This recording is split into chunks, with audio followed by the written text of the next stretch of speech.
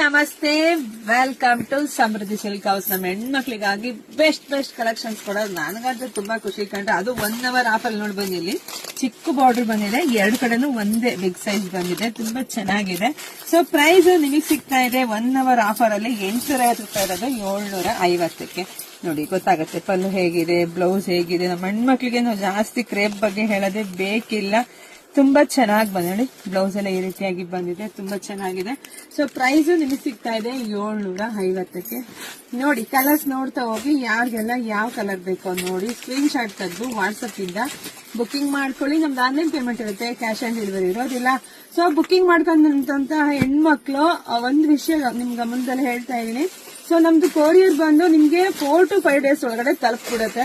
ಕೆಲವರಿಗಂತೂ 24 hours ಅಲ್ಲೇ ತಲುಪ್ತಾ ಇದೆ. ತುಂಬಾ ಖುಷಿ ವಿಚಾರ.